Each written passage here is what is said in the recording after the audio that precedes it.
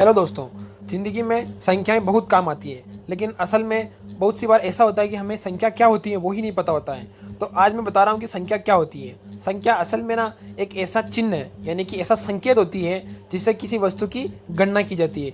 यानी कि अगर किसी वस्तु को काउंट किया जा रहा है तो वो संख्या कितनी है और उस संख्या को हम कैसे प्रदर्शित करेंगे, तो उसको बताने का एक तरीका है, उसे हम संख्या कहते हैं। भाज्य संख्या किसे कहते हैं? तो भाज्य संख्या हम उसे कहेंगे कि जिसमें वह संख्या जिसमें एक और स्वयं के अतिरिक्त अन्य किसी और का भी भाग जाता है, यानी कि एक और वह खुद उस संख्या का तो भाग जाना चाहिए, लेकिन उसके अलावा दूसरी किसी संख्या का भी भाग जाना चाहिए। जैसे मैं आपको समझाता हूँ उदाहरण लेकर, यहाँ 4 लिखा हुआ है, तो 4 के अंदर क्या है कि एक का भी भाग जाता है और 2 का भी भाग जाता है और खुद 4 का भी जाता है।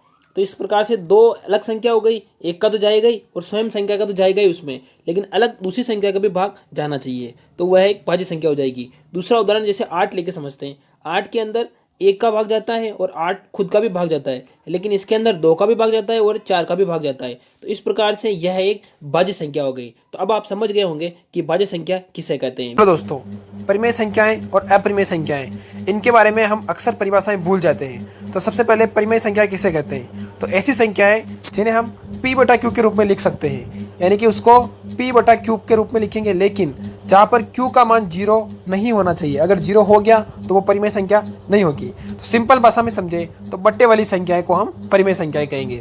ठीक है, अब बात करते हैं अपरिमेय संख्या की। तो अपरिमेय संख्या किन्हें कहेंगे? जिन्हें हम p/q के रूप में नहीं लिख सकते। सिंपल सा, जैसे कौन सा हो गया, √2 और √5। पूर्ण संख्या किसे कहते हैं? तो पूर्ण संख्याएं ऐसी संख्याएं होती है जो शुरू तो 0 से होती है, लेकिन ये भी प्राकृत संख्या की तरह अनंत तक जाती हैं।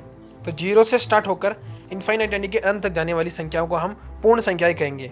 प्राकृत संख्या और पूर्ण संख्या में एक ही अंतर है कि प्राकृत संख्या 1 से शुरू होती है, जबकि पूर्ण संख्या 0 से शुरू होती है। तो प्राकृत संख्या किसे कहते हैं?